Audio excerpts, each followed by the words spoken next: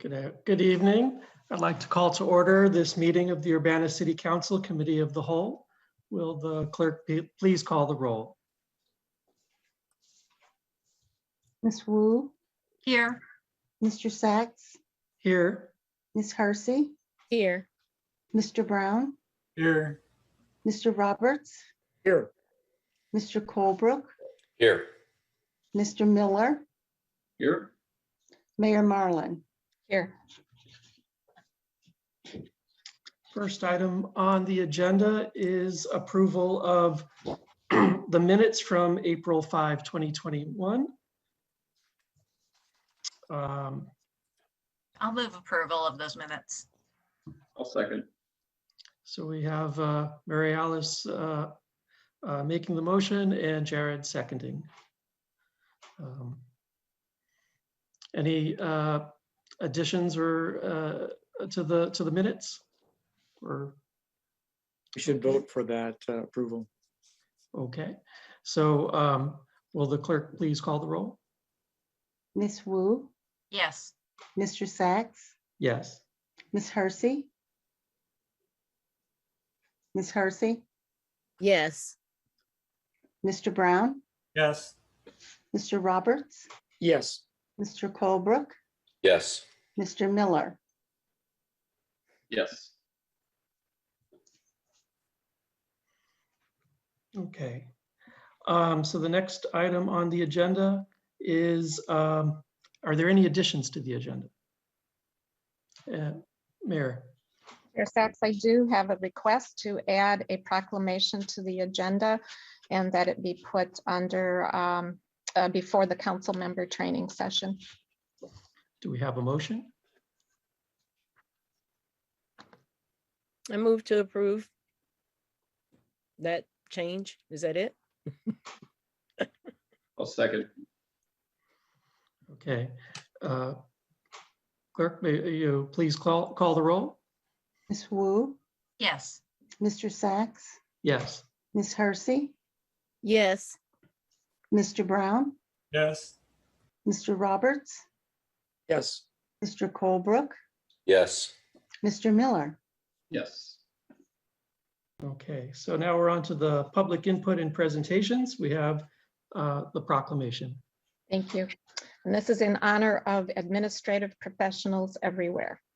Whereas administrative professionals play an essential role in coordinating the office operations of businesses, government, educational institutions, and other organizations in the city of Urbana. And whereas the work of administrative professionals today requires advanced knowledge and expertise in communications, computer software, office technology, project management, organization, customer service, and other vital office management responsibilities. And most importantly, they have the willingness to learn and accept new challenges. And in the past year, that has been a vitally important quality for our administrative professionals. Whereas administrative professionals are vital contributors in today's team-oriented work environment and are key frontline public relations ambassadors for their organizations. And whereas the International Association of Administrative Professionals has honored the important contributions of administrative support staff since 1952 and recognizes the integral and central role that these professionals play in modern business. And whereas administrative workers at all levels are recognized for their hard work behind and directly in front of the scenes, making sure things run smoothly throughout their organizations. And whereas the city of Urbana salutes all of the amazing admins who positively contribute to our city offices and dedicate themselves to the administrative profession. Now, therefore, I, Diane Wolf Marlin, Mayor of the city of Urbana, Illinois, do hereby proclaim April 18th through 24th, 2021 as Administrative Professionals Week in the city of Urbana, Illinois. And we sincerely thank the administrative professionals who work for the city of Urbana and throughout our community to keep things running. Thank you. Thank you. So the next item on the agenda, we have a council member training session with Human Resources and the Finance Department. Yes, we do. And before we begin, I'm going to ask if Jason could promote Shannon Clark to a panelist. I think she's still in the other section of the website, but she's an important part of the presentation. Okay, perfect. So thank you for giving us a little bit of time tonight to talk about what we do in HR and finance. As you may or may not know, we always had a finance department, but about a year ago, we reorganized a bit and we combined HR and finance together. So, oops, I'm going to show you my screen here.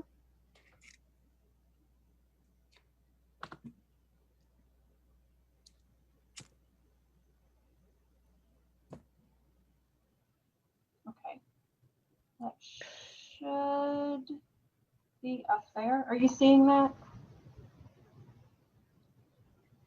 Yes. Yes. Okay. All right. So we are the HR and finance department, and for purposes of this presentation, we've organized this into 4 sections, which will include finance functions, human resources functions, labor and employee relations functions, and then administration. And we will talk you through each of those. But first, we're going to take a quick look at our org chart. And as you can see, we're approximately 20 employees. And in this group, you can see Shannon Clark. She's our Deputy Finance Director, and she has responsibility for all of our finance, customer service, and parking enforcement. Michelle Brooks is our Labor and Employee Relations Manager. And then Liz Borman is our HR Manager. So we work with several boards and commissions. The Civil Service Commission is staffed by Liz Borman, who is our HR manager, and they meet once a month towards the end of the month. We also work with the police and fire pension funds. I am appointed by the mayor to both of those boards, and I'm also the treasurer for both of those pension funds. So just by way of information, those pension funds are constituted under state law, and each of those funds has a board that's made up of 5 members, including 2 active employees, so police officers or firefighters, 1 retired employee, and then 2 individuals who are appointed by the mayor. We are funded primarily from the general fund. However, we also manage a couple of other funds, more or less kind of up for the organization as a whole. We manage the Vehicle and Equipment Replacement Fund, and we also manage the Retained Risk Fund, which we'll talk about briefly later when we talk about what we do under administration. So one of the things we were asked to speak to is why the comp plan is important to us. So HR and finance is really all about resources, about human resources, the people that work for the city, and it's about financial resources, which is also an important part of how we get things done. So the comp plan will guide fiscal planning and allocation of our financial and human resources for many years to come. And it will also help us to define our employment brand. So when potential applicants, are thinking about applying for work with the city, they're not just looking at, what's in the job description and how much am I going to get paid. They're also looking at the community as a whole, and is this kind of place where I want to live and work. So we're gonna kick this off by talking a little bit about the finance side of the house, and Shannon Clark is here to do that. So I will let her take over for the next few slides. Okay, thank you. So there are 12 employees in the finance department that were shown on the left side of that org chart there, made up of 3 work teams. These teams include customer service, parking enforcement, and financial services. So the customer service department handles general finance related and parking inquiries and processes payments to the city from various city departments. The customer service team is staffed with 3 employees, and the responsibilities of this office include the daily collection of city issued fines and fees related to parking tickets, violations, permits, space rentals, and meter bagging. We also process permit, fine, and fee payments for other city departments. Many of these payments can be made online through our website, which has been convenient for citizens due to COVID. Customer service also handles parking ticket disputes, as there is a process to dispute tickets online to ensure fairness and compliance with parking enforcement activities. So this team works closely together with parking enforcement, which I'll talk about next.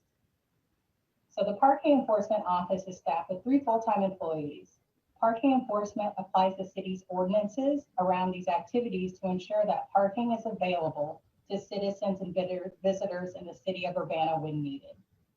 Enforcement activities include ticketing for expired meters, parking violations in permit areas, and other parking violations, which include parking in disabled spaces, parking too close to the corner, abandoned vehicles, and other violations on city property as examples.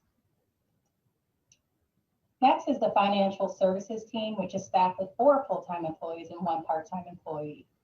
This area handles various accounting related duties, which include processing and dispersing payments to vendors and the associated 1099 forms, processing and dispersing employee payroll checks and the associated year-end W-2s, ensuring that available city cash is deposited and invested per policy, billing and collecting taxes and other city revenues. Examples include local food and beverage and hotel and motel taxes. Many of the payments for local city taxes have been made available to pay online also, which has been convenient during this pandemic. This team also processes taxes that are paid by the state or county, including sales and income taxes that are remitted by the state and property taxes, which is remitted by the county. Financial services also works with our external auditors on the annual financial audit and report, which I will discuss in more detail in the following slide. So how will the council interact with the finance department? This slide shows various financial reports and information which are an important part of our internal financial controls and which are sent to and are presented to City Council and City Management. These documents are also published on the city's website. So the first one here is we have the annual financial report, which is the result of the annual external audit. So this report is based on our fiscal year, which runs from July 1st through June 30th. It is presented to the council around January of each year, so it takes many months of review and preparation after year end to ensure its completeness. State law requires that every general purpose local government publish within 6 months at the close of each fiscal year a complete set of audited financial statements. So the annual financial report is an independent audit of the city's financials based on the modified accrual basis of accounting in accordance with audit standards generally accepted in the US. Once the auditors have completed the review of our financials, they express an opinion on whether our financials present fairly in all material respects the respective financial position of the city. The financial services team works closely with the external auditors, Baker Tilly, over many months in reviewing the financial statements and entries for the city. There are entries that are only prepared at year end to report the annual financial report on the modified basis of accounting and according with generally accepted accounting standards. So the modified accrual basis of accounting, that's specific to governmental entities, and the standards are set by the Government Accounting Standards Board, GASB. These standards are specific to governmental entities due to our focus on measuring the flow of current governmental resources and governmental fund financial statements and ensuring the availability that current resources are sufficient to finance current year spending. There are also standards established by the Government Finance Officer Association, GFOA, around the preparation and presentation of the annual financial report, and the report is evaluated by GFOA for the report's transparency and disclosures.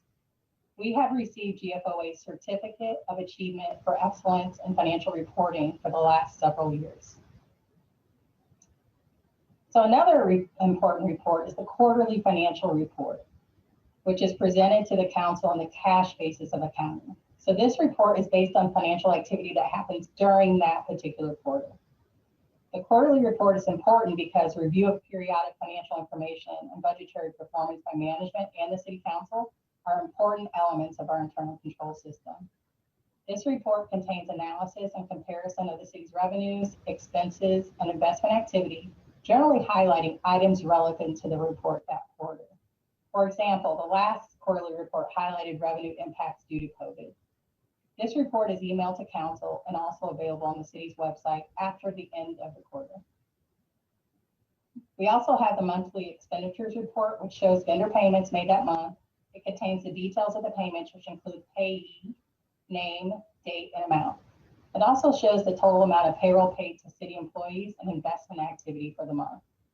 This report is also emailed to council and made available on our website. And then we have the fee schedule, which is presented to the council based on recommended changes to fees, which are coordinated among city departments, generally on an annual basis. City fees include business, building related, and parking licenses, permits, and fees. Urbana City Code requires that the proposed fee schedule be reviewed by the city council and put on file with the city clerk's office at least 30 days prior to the final action by the city council. And then last, we have the property tax levy. In November of each year, the city presents the estimated property tax levy for council approval, which happens in December. This is based on the assessed valuations of property and the city's tax rate. We focus on maintaining a stable tax rate over time. The city council must approve an estimated levy at least 20 days prior to adoption of the final levy. The city levies taxes for corporate purposes, so the general operating fund, and also for the library and police and fire pensions. The levies for specific purposes are approved by the city council when the final levy is approved. So these are the ways in which the finance department interacts with the city council. And next, Liz will discuss human resources.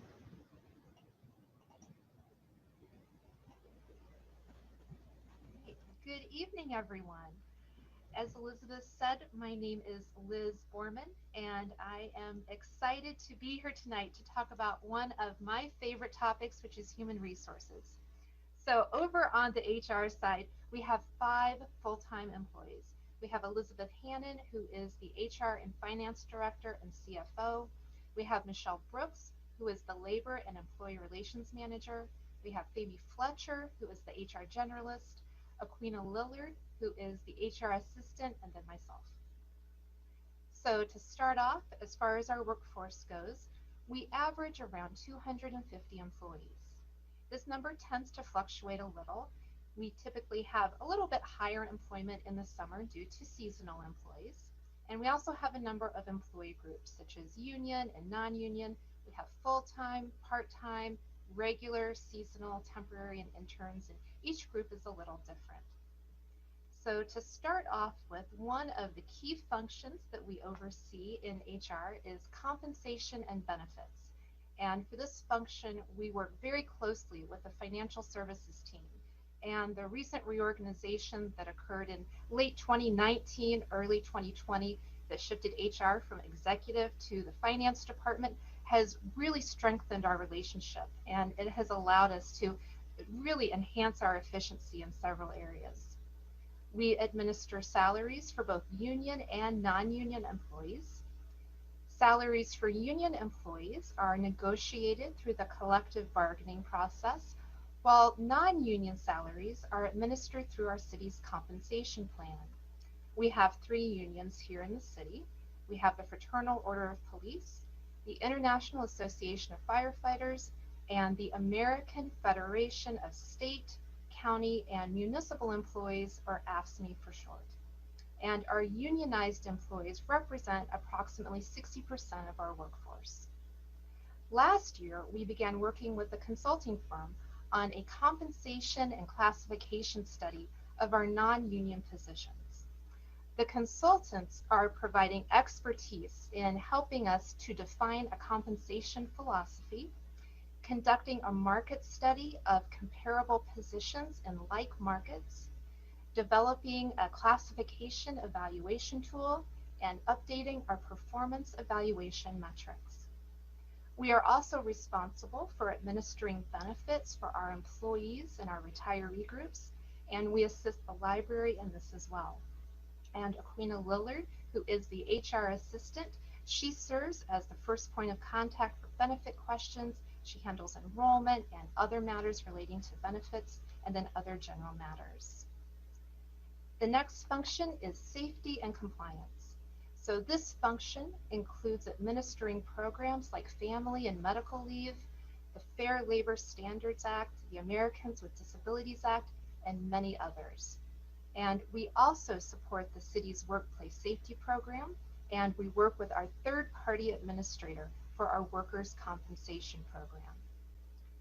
Next, we have recruitment and selection. So most of our recruitments are handled by our HR generalist, Amy Fletcher, and in our recruitments, we strive to source qualified and diverse candidates. And one way we do this is through our employment brand. And as Elizabeth mentioned earlier, having a strong employment brand is essential to attracting and retaining a talented and engaged workforce. Aspects of an employment brand include having an organization with a reputation for excellence, having inspiring leaders, offering a workforce that is inclusive and diverse, and one that provides opportunities for our employees to learn and grow within our organization. And we often hear when we're in job interviews that job candidates tell us they are interested in our positions, not only because, as Elizabeth said earlier, because of the job responsibilities, the pay, and the benefits, but because the community has such a significant role in what made them decide to apply. They often tell us how much they maybe enjoy visiting the market at the square or the library, or that they appreciate our commitment to sustainability, supporting the arts, and they want to be a part of a community that is so warm and welcoming and supportive to everyone. So having that strong employment brand that articulates these factors is so critically important. Next, we have organizational and employee development. So for professional development, what we want to do is to build our bench strength through learning opportunities for our employees. And one example of this is up until we were no longer able to meet in person, we were piloting a supervisor training program. And this program was open to all employees. And we had participation from department heads, very seasoned supervisors. We had new supervisors and people who were just interested in maybe being supervisors in the future. And furthering their leadership skills and understanding more about our organization. And we were able to come together and really have this fantastic learning opportunity. And one unexpected benefit of this training program was that it brought together employees who would not normally interact with each other, and it really enhanced our interdepartmental networking. So also as part of the compensation and class study, we are working towards establishing a comprehensive performance management program for our non-union employees. And this will incorporate developing performance expectations and then communicating what those are, measuring performance objectively and regularly, and providing candid, honest feedback on a regular basis. And we have set aside some funds to provide training for our supervisors on effectively communicating performance goals and expectations. And this again links back to our classification and compensation study. And lastly, but certainly not least, we have employee engagement. So when we talk about employee engagement, we are referring to a state where an individual finds purpose and meaning in the work that they do. They are highly motivated. They are consistently contributing at a high level. They care deeply about their work, the constituents that they serve, and they feel a strong connection to the organization. And one of the ways that we can support engagement is through what we call having a clear line of sight, where the employee understands the direct correlation between the work they do and the organization's goals. Next fiscal year, we plan to update our organizational values, and this will help to guide our work and support that clear line of sight. And there are also occasions when we may interface with our Labor and Employment Relations Manager, Michelle Brooks, over on the Labor and Employee Relations side.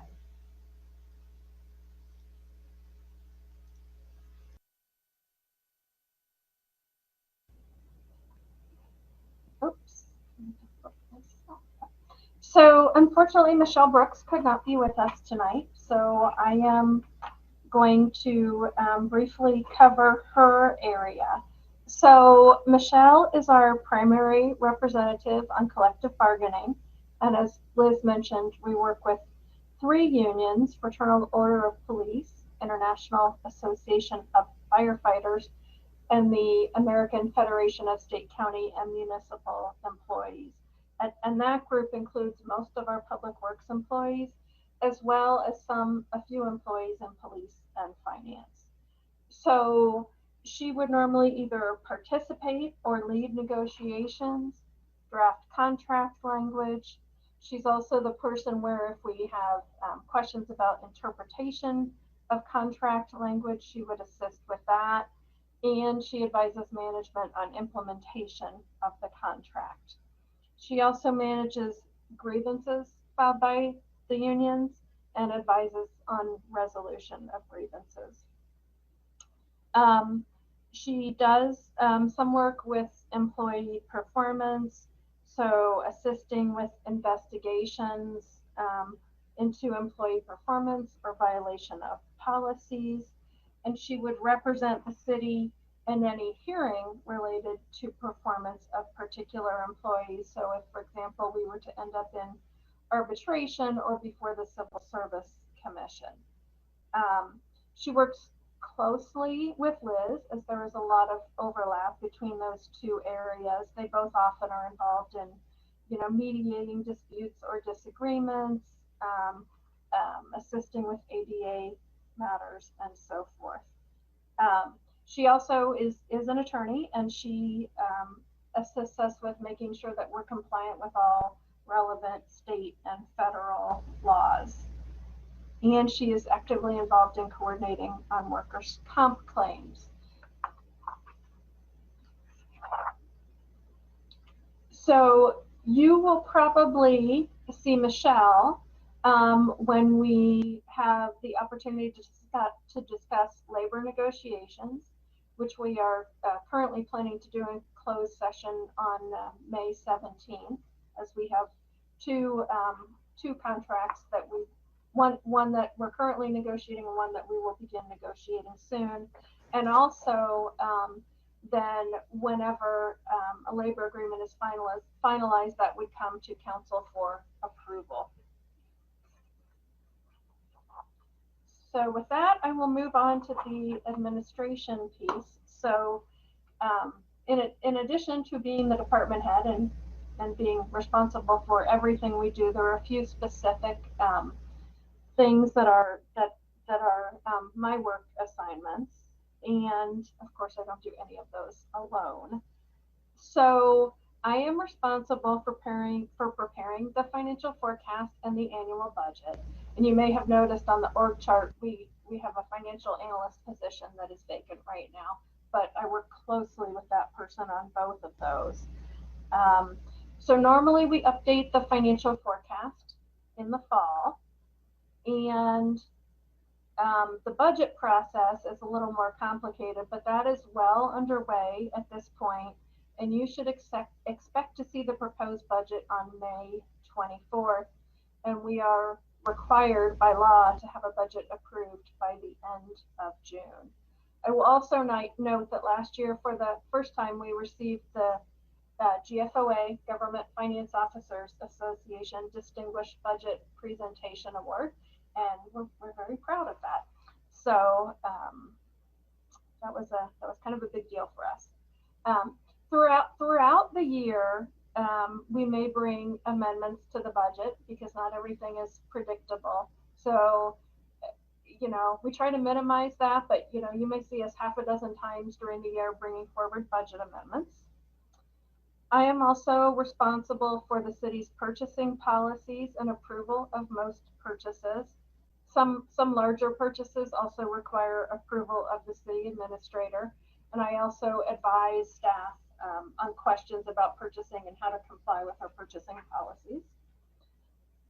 I also work in the risk management area, so I work with our insurance broker on our annual insurance renewals that happen in the fall, and I coordinate with our third-party administrator on like significant liability claims, and also with our third-party administrator on workers' compensation claims, two different third-party administrators.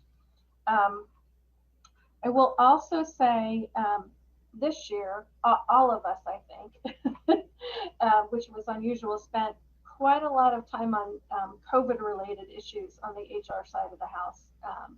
There were multiple new policies, there were multiple changes to those new policies, and you know, for a long time the situation was just changing very rapidly. So a lot of work on interim policies related to the pandemic, and also providing testing for city employees. So in terms of interaction with the city council, you will see a lot of me and other people during the budget review time. And so after we present the budget on May 24th, we'll probably have a couple of other topics that we'll discuss with the city council before we ask you to take a vote on the budget. Financial forecast also we review with the city council. Financial policies, which you would find near the front of the budget book, but we don't have any updates to those this year, but normally you know, we would bring those to council for approval. So that's really the overall guidance that the city council gives us on how we should put the budget together. And then again, budget amendments, you'll see those throughout the year. So once again, the four sections we have: finance, human resources, labor and employee relations, and administration.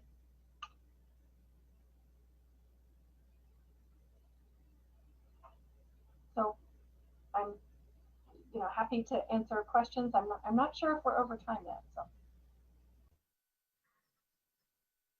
Any questions?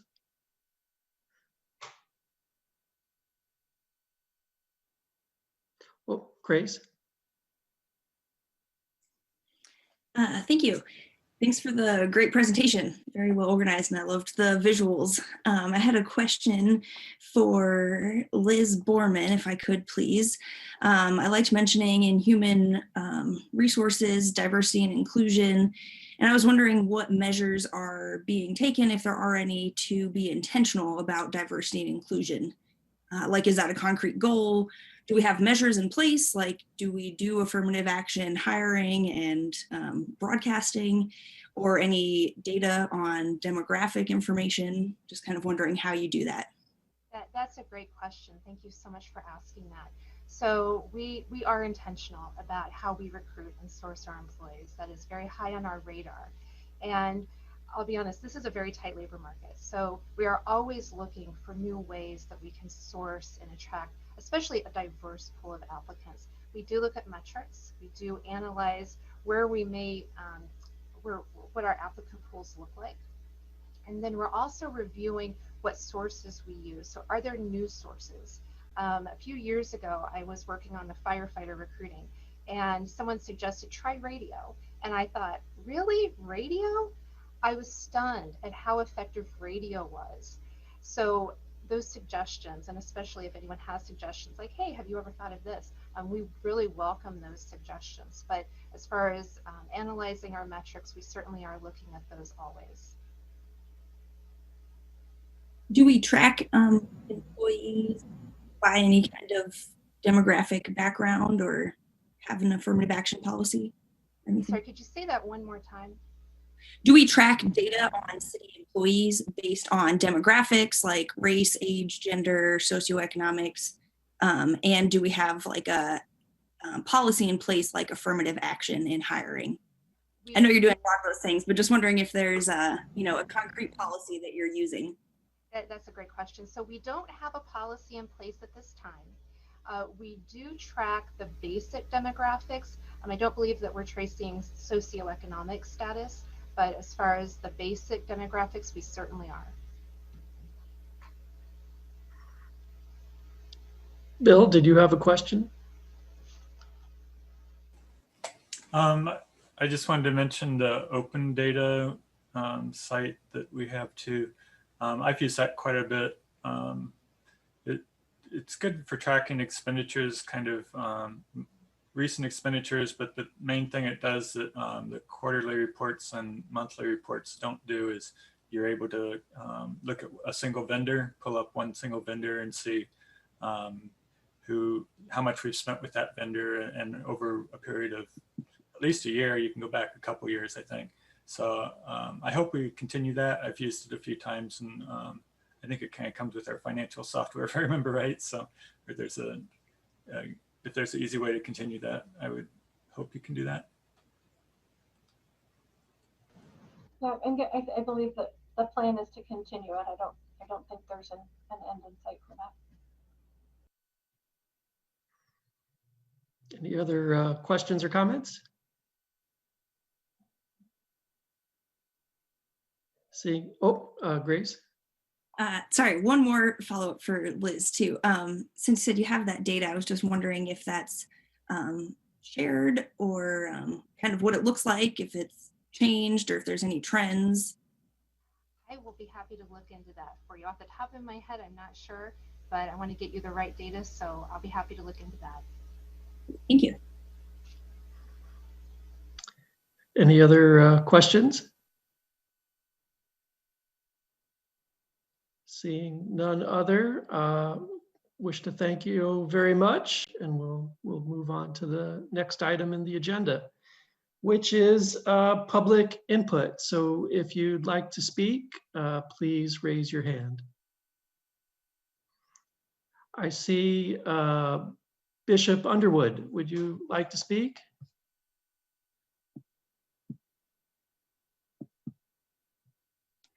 I'm unmuted now. This is Reverend Dr. Evelyn, and I'm on Bishop Underwood's phone. Can you hear me? Yes. Yes. My hand was up a long time ago, and so no, I can't say this much. Is that my hand was up for the other program when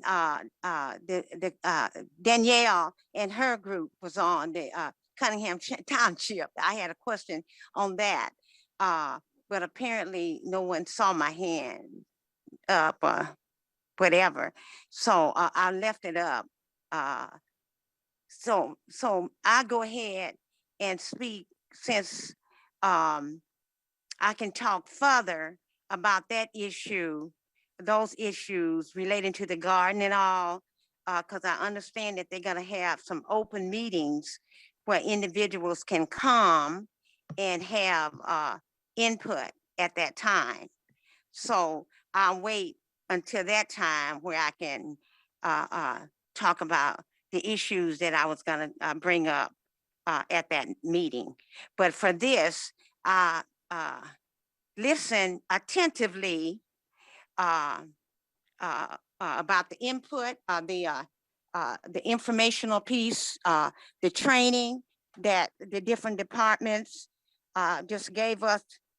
I think it was very important, and we had some questions that I thought was very Miss Wilkins' questions. I like the questions that she asked, and that's all I'll say at this time. As I stated, I will talk about the other issues at the upcoming meetings that they're going to have for the public to give inputs about the gardens And the gentleman that spoke before that, I heard only the last half of his speech, and I didn't get his name, but I'm sure I can go back and find that out. Thank you very much. I put my hand down now. Thank you. Tracy Chong? Hi, can you hear me? Yes. Hi, I'm Tracy Chong. Since there's going to be a new cohort of council members very soon, I would like to say thank you to Council Member Jared Miller, who on numerous occasions spoke up, was often the lone voice among you guys whenever he saw something wrong. He asked critical questions, was always ready to have difficult conversations, and was open to hearing criticism and using it to strive to be better. I wish I could say the same for the rest of you council members and have remembered you guys as effective representatives of the residents who voted for you.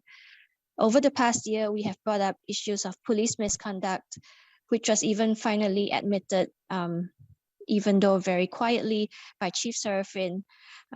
We have had rulings from the PAC that Urbana has broken state laws in FOIA and OMA matters due to the unethical advice and actions of city staff and Mayor Marlin. We have called for meaningful discussion to no avail. There has been no acknowledgement and apology by council members on the attack on Aaliyah Lewis. Meanwhile, after the muting and censorship of residents, there was no apology from all of you who were complicit with Mayor Marlin, but instead, till today, based on last week's and the weeks before the discussion, trying to make excuses that aren't even relevant to the reasons for the mutings.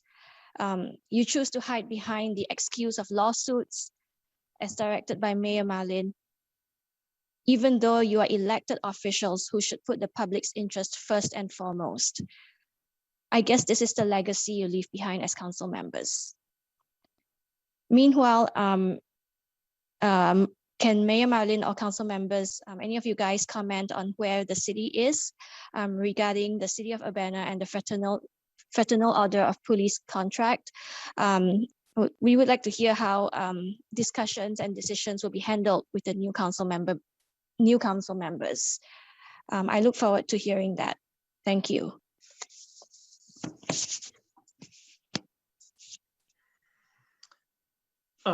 James Corbin. Yes, okay, thank you. Can you hear me, Councilman? Yes. Yes. Okay, yeah, thank you. My name is James Corbin. I'm a Urbana resident, city of Urbana. And tonight I spoke earlier at the township meeting, and I'm coming to you this evening about youth violence and youth violent prevention programs that I just want to put on everyone's radar because we are experiencing increase in youth violence across the all cities at this time. And that's all, I believe is COVID related.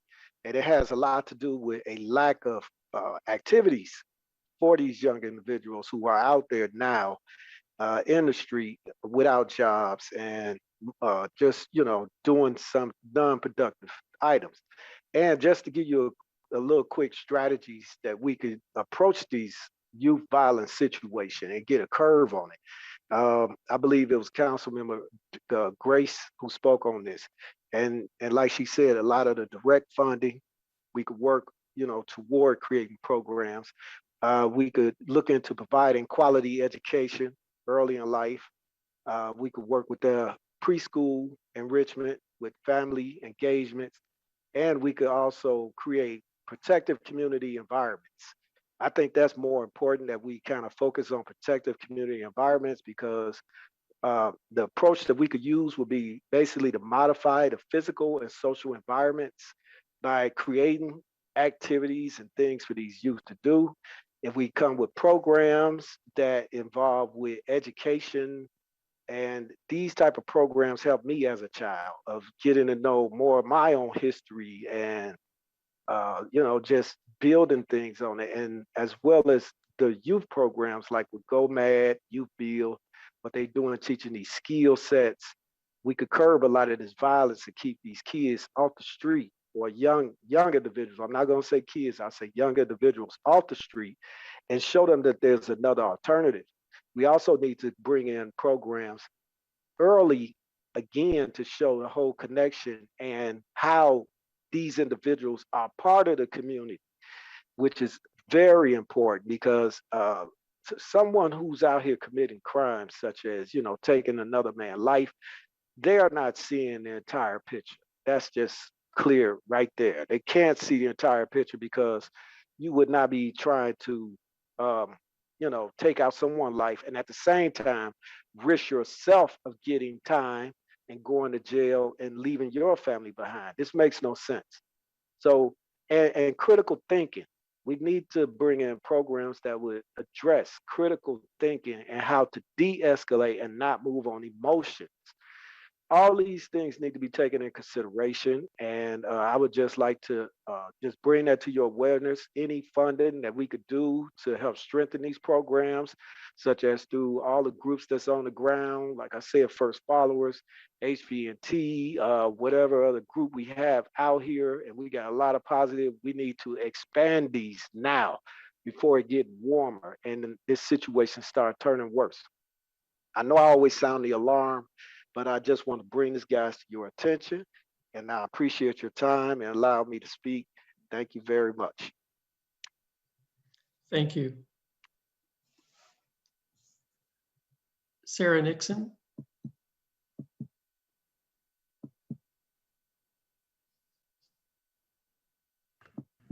Okay, hello City Council, this is Sarah Nixon. I would just like to comment briefly first about Reverend Underwood's attempt to give public comment at the Cunningham Township meeting. I think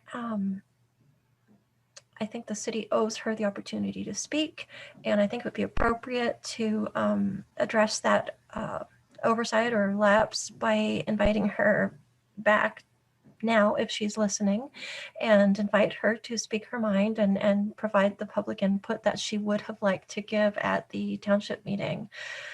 I also echo her concerns or related concerns that the garden project must prioritize engagement and inclusion of the community establishments that are long established in that little corner of Urbana, and that it really go the extra mile in inviting them to the table, to the planning sessions, and to the actual execution and maintenance of the garden and enjoyment of the garden, the community garden.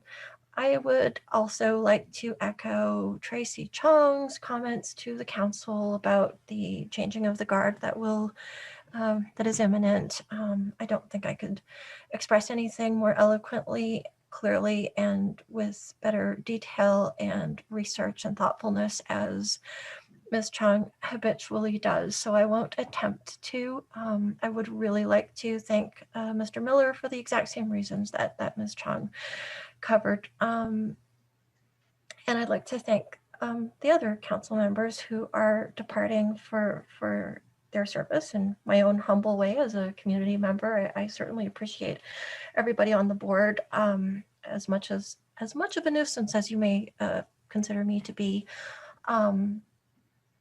I'm here because I care. I care about the community. I care about the issues that are before you folks every week, and I care about good government. But I also very much respect all the effort, time, and very hard work that all of you have put in, regardless of our differences of opinion on contentious and really, intense issues, if you will, in particular regarding the Urbana Police Department's conduct, or more accurately, misconduct in a number of areas. And I think that wraps it up. Thanks for listening, and again, thank you to the departing council members. Thank you. Is there anyone else who wishes to speak tonight?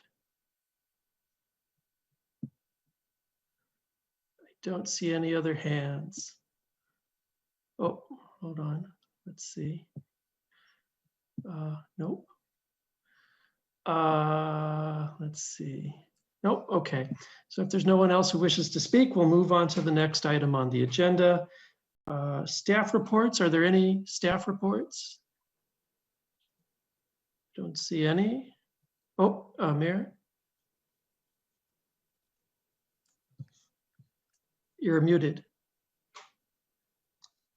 Sorry. A couple of quick things to report. This past week, we held interviews for finalists for the Human Rights and Equity Officer position. And I hope to be able to announce a person in that position shortly, but we're working on that this week and the next week. So excellent candidates, and I'm very happy with the folks who have applied. Just wanted to let the public know we are in the second week of rolling out the new telephone system, which is a complete replacement of the phone system in the city, which was over 20 years old. So this is a big improvement in internal communication as well as external communication with the public. We're still working through some bugs, so I ask people to have patience, but this will also support our ability to continue working remotely and provide a whole lot more flexibility going forward. So this is a huge undertaking, largely led by the IT department, and I wanted to thank them for their efforts there. We continue to meet on the use of force policy, and we hope to be finalizing that within the next few weeks, and we'll be bringing that to council to report on that. And then again, we are having conversations about summer youth programming in relation to the recent uptake in community violence, but also the importance of programming in general for kids over the summertime. So we're meeting on that topic as well. Thank you. Okay, the next item on the agenda, we have a resolution number 2021-04-019R, a resolution approving the City of Urbana and Urbana-Champaign County Home Consortium FY 2021 Annual Action Plan /CD. Is Lori introducing this? Sheila will be actually. Okay, thank you. Hi, this is Sheila Dodd, Manager of the Grants Management Division. The annual action plan is brought to you about this time every year, and it's to address needs that were identified in the 5-year plan. So in June of last year, Council approved the 2024 5-year consolidated plan. We did an extensive public input session, identified needs, and then these next 5 years, we will outline what we can do to address those needs. This year, our allocation identified by HUD is $819,687 in home funding. Urbana is the lead entity for that grant, and we share it proportionally with the consortia, which is City of Champaign, Champaign County, and the City of Urbana, and we split it based on population size.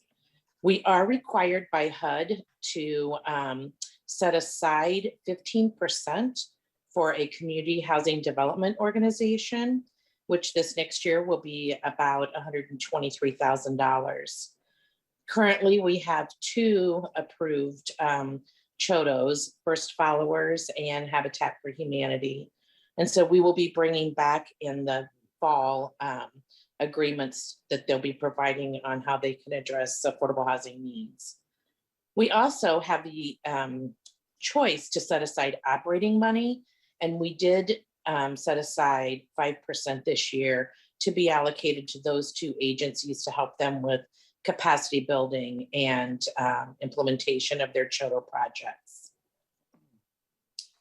The CDBG federal allocation this year was $516,972. And looking at our budget, we have a prior year unexpended allocation of about $225,000, and then an unallocated COVID balance of $75,000. We're allowed to set aside 20% of the allocation for administrative costs. We have a cap of 5% for public services. And I put the 75,000 of COVID money into this public service line item.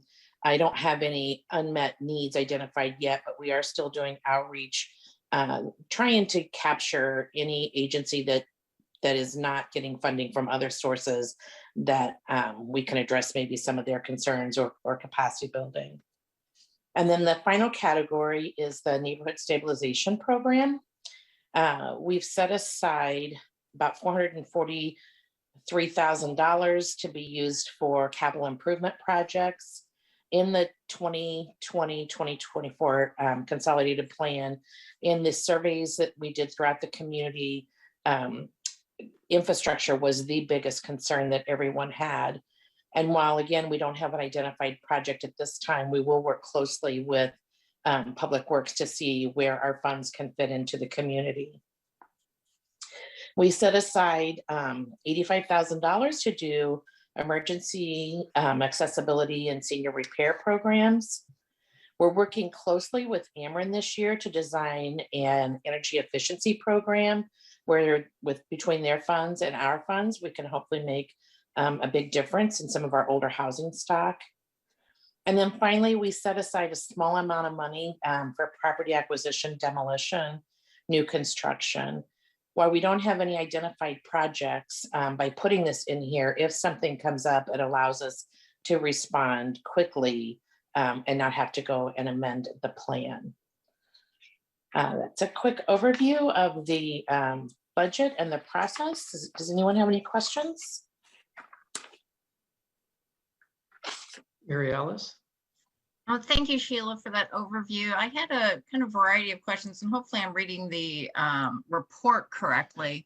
One thing that I was curious about was we've in the past sponsored neighborhood cleanups, and I know that the funds for neighborhood cleanups has dwindled. So I did notice that under public service, the neighborhood cleanups would be funded under that. So will that be restored to what we previously had funding for? Actually, I increased it. In the past, we spent between 5,000 to 7,000, but since we didn't do one last year due to COVID, I'm anticipating I'll probably do 2. And currently, we're looking at doing one in the fall because I'm hoping that we're somewhat COVID safe by then, and then we may do one in the spring again too, depending on need. Also, there was some information on down payment assistance, and I was wondering how the public would find out about that program. When we don't have a program designed at this point, but we're in the process of talking to lenders because that's been identified as a need again this year.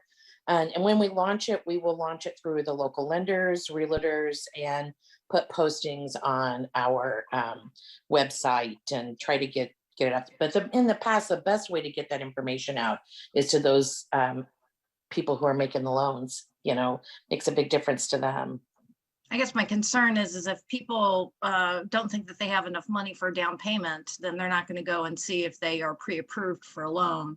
So reaching out to the public through neighborhood groups or so forth, just letting people know that we have a program that's been developed to help people offset the down payment, I think would be good to capture some of that population.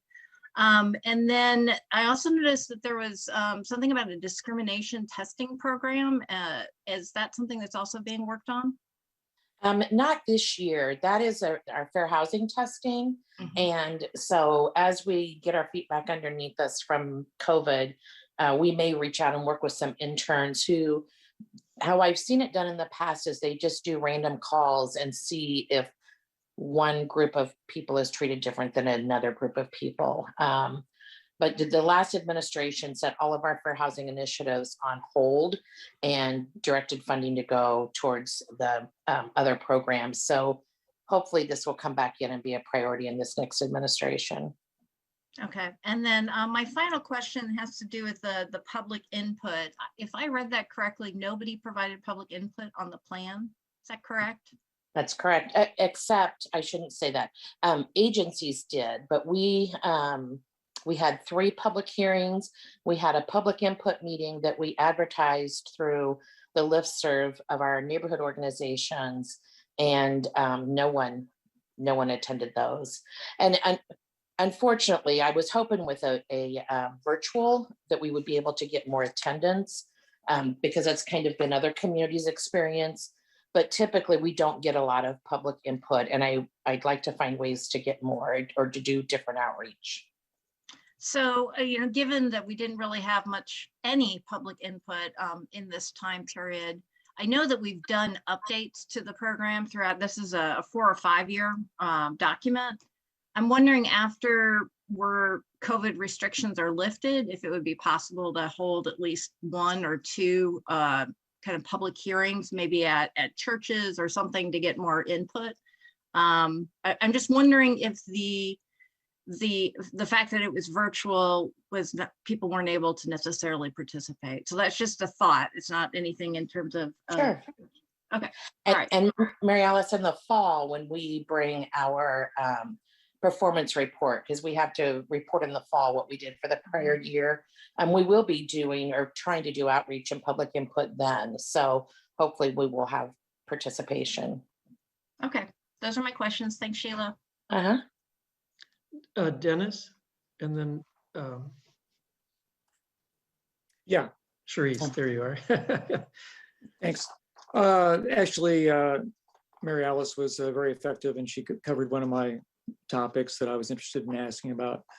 And again, also concerning the public input, I did notice that of the 4 different meetings, you didn't have anybody come out to discuss. Of course, I thought about doing public input, but I thought, well, I'll be able to do some public input during the city council meetings when it comes up. I guess that's my time to comment. One of the things that you might consider doing, and maybe you can tell me if this was something that you pursued, was to engage the neighborhood committees, the neighborhood action committees or the associations, to talk about needs within their areas, like the WUNA, the SUNA, and the HUNA neighborhood community would probably host a meeting with you to discuss issues if you'd want that to happen. That's sure. We did invite them, Dennis, to the March virtual meeting at the request of some of our community development commissioners. And I was surprised that we didn't get anybody to participate, in particular WUNA, because one of our commissioners is from that neighborhood. So we'll just have to continue to do the best we can for outreach. We do have an opportunity to hit our service providers at the meetings that we attend on a monthly basis, as well as our community reinvestment group, which is lenders. But I feel like they're a broader picture, and I really would like to get public input from the community. Does it work against the proposals that you are trying to have approved through these federal agencies when they see that public input was so small or zero? No, unfortunately, we are not a minority in that case. It's just, it's a concern that a lot of communities struggle with. And this year, HUD has even issued us guidance that they understand with COVID, they anticipate it'll be less participation than normal. So, but no, it doesn't, because we will bring back to you, like we have recently, the first followers agreement and the healthcare consumers. So those more specific topics, people will have an opportunity to come back and talk about. Do you include public comment during these meetings that we're having today, for example, from the individuals who, is that considered a legal or an applicable public input into these programs? Yes, it's because it was a part of the minutes. It'll be a part of the minutes. We will include it in this. Okay, great. Thanks, then.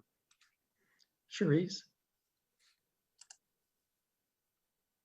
I was just wondering, because we often talk about affordable housing, and I know you have some monies set aside for that, and regarding the homeless population and trying to transition them into more permanent habitation of some sort.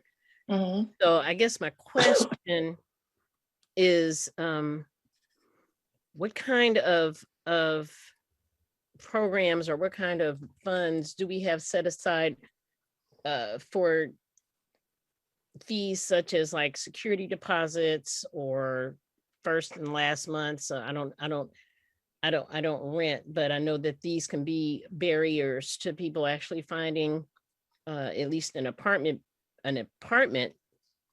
so that they can start to become a non-homeless person.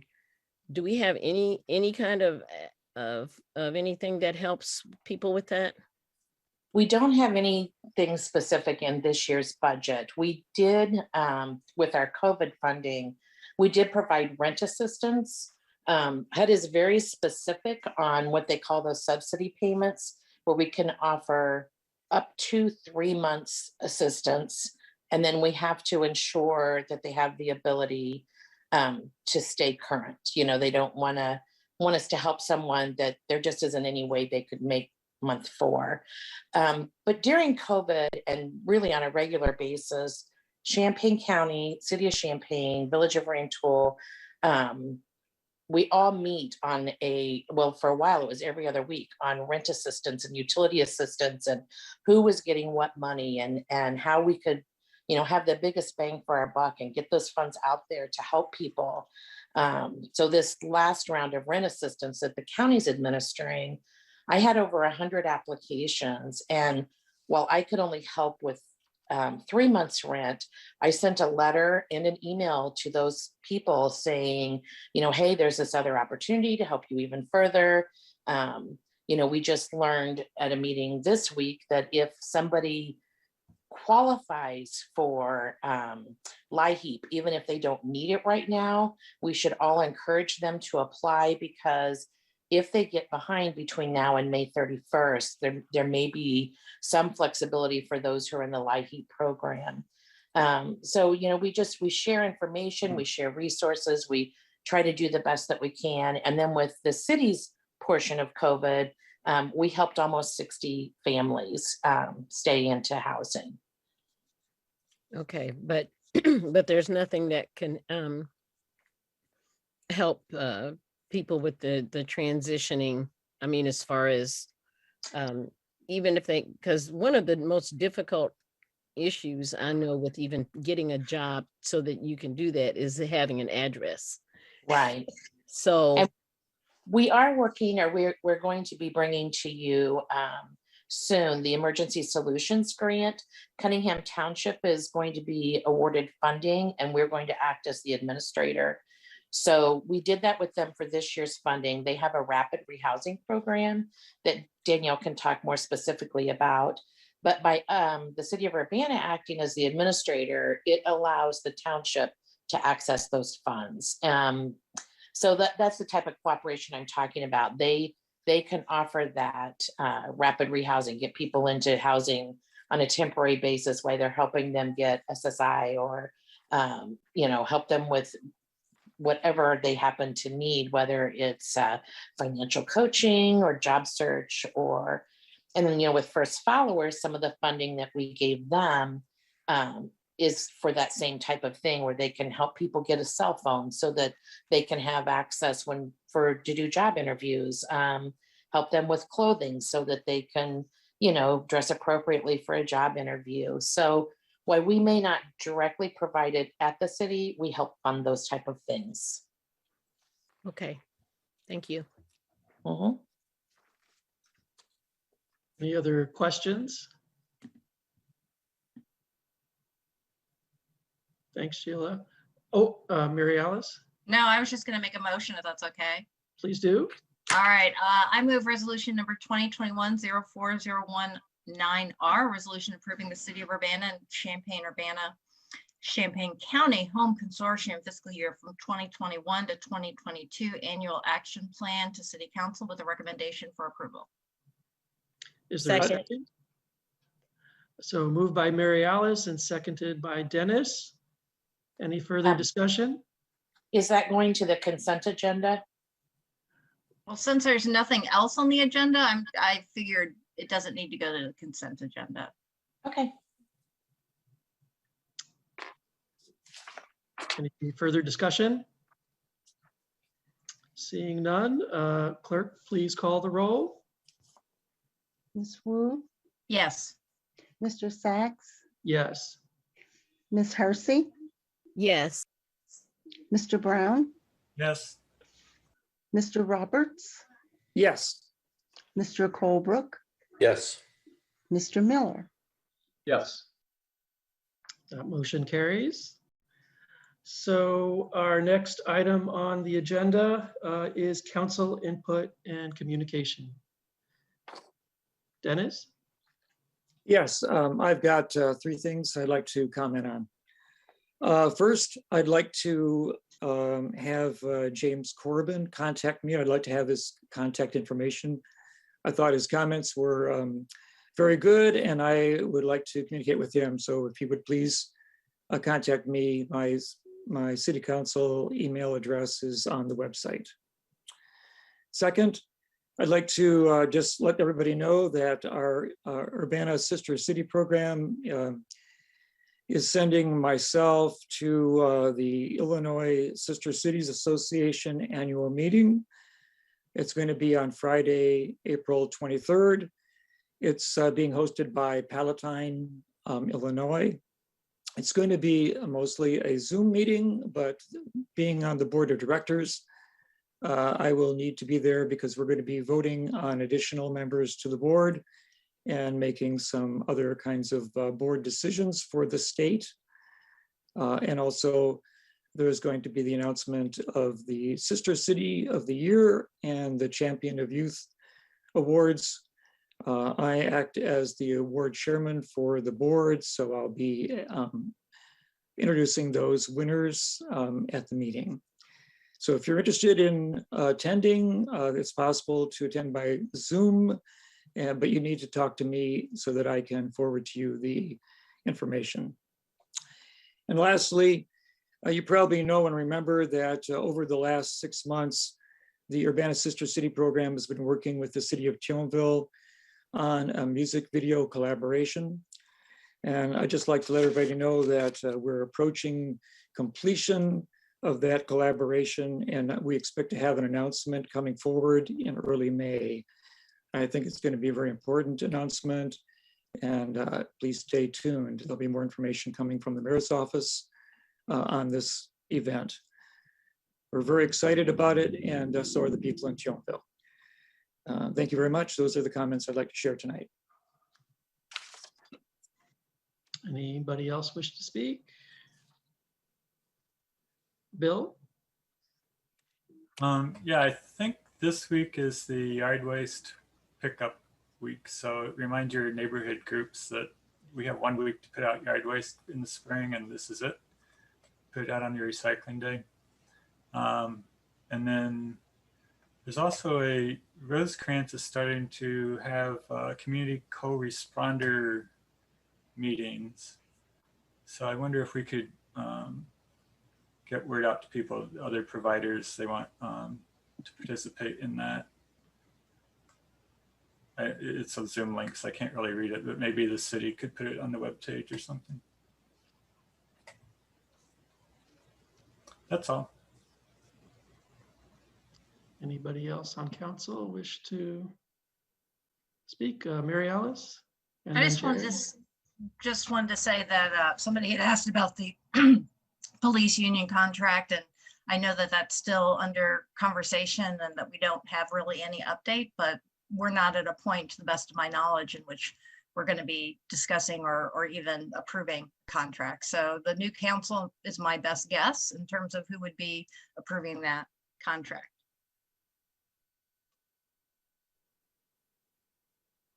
Jared? Yeah, I was wondering if the mayor had any updates on COVID and what's going on in our region, or any word from CUDHD on where we're headed or how we're doing, even here locally.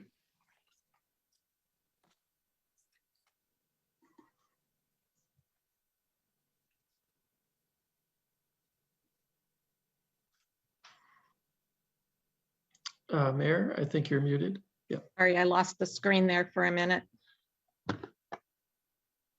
Can you hear me? Yes.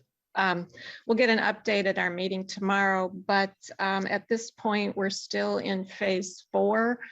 The trends in the state and actually in the region as far as new cases have not been headed in the direction that the governor needed to change, you know, even to head into the bridge period. So we're still in phase 4.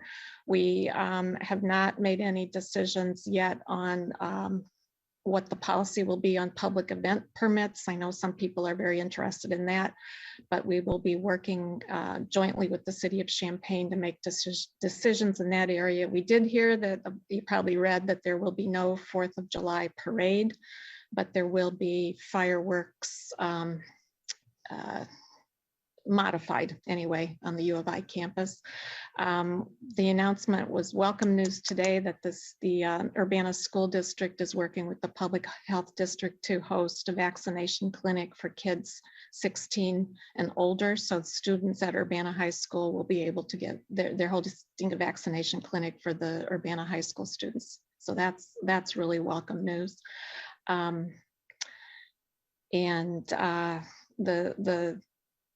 The advice, the main advice is anybody who can possibly get vaccinated, we strongly encourage people to get vaccinated because that is the only way we are going to emerge from this pandemic. And we're slowly working our way toward that, but we expect to get more vaccines in this coming week, or I believe this week actually. So anyone who's got access to the vaccines should try to get it. Did you have a specific question? I was just going to add on, due to my wife's role of working with the vaccine stuff at Carl, I do know that they got an unexpected addition of about 5,000 Moderna and Pfizer doses for this week that they were not expecting to get. Some of those are going to go to second doses, but as of today, there were still hundreds and hundreds of appointments that were open with Carl from tomorrow through Saturday when they're going to have the clinics open on the weekend. So you don't need to be a Carl patient to sign up. If anybody is listening, they can start a record for you if you want to get a vaccine from Carl. But those are also, I mean, OSF's got them. Everybody's got a plethora right now. And really the problem is we're not getting enough people to sign up. So I just wanted to also say that, but yeah, folks should know there's lots of appointments open right now to get signed up for first doses.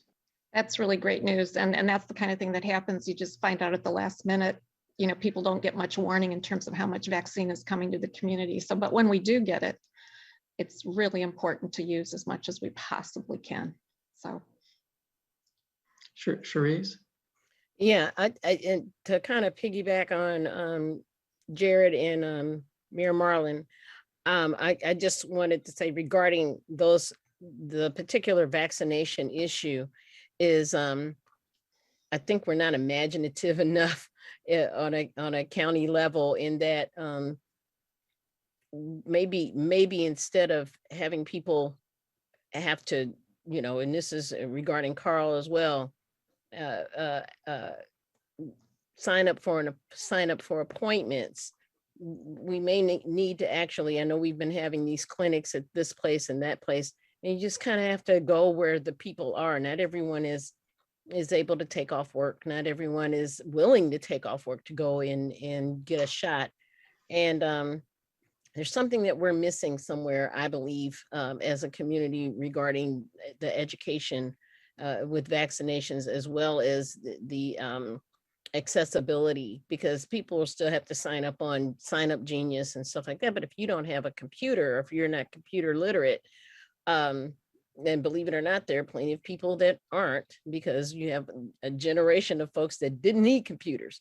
You know, we just did it.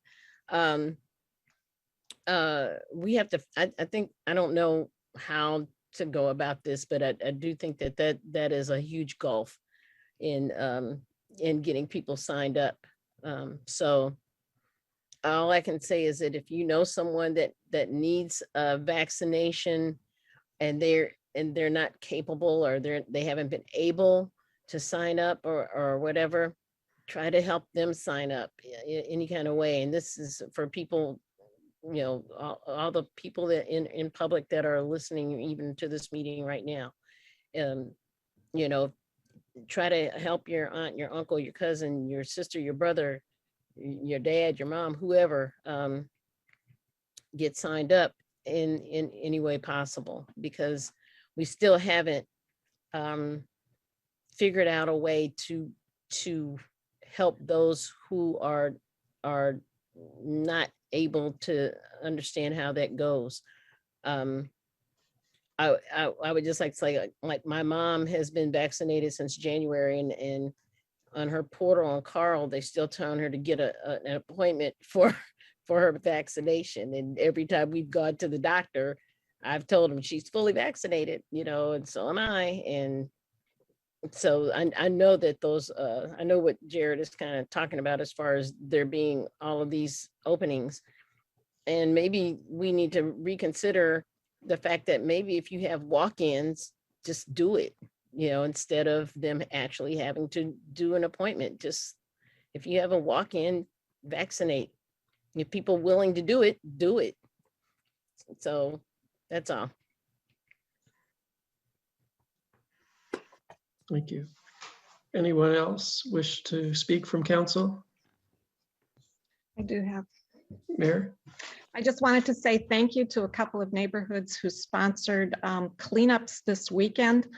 The Savannah Green neighborhood collected 52 bags of trash in their neighborhood cleanup. It made a huge difference and they worked very hard, and I want to recognize them for doing that, as well as the Historic East Urbana Neighborhood Association, I believe, sponsored a neighborhood cleanup as well. So this makes a big difference in the appearance of the city, and really reflects, you know, the fact that people care about their neighborhoods and makes our environment a little bit nicer for everyone. So just a great appreciation to the people who did that, and to the Public Works Department who supported those efforts by supplying the materials and then picking up the accumulated garbage. Thank you.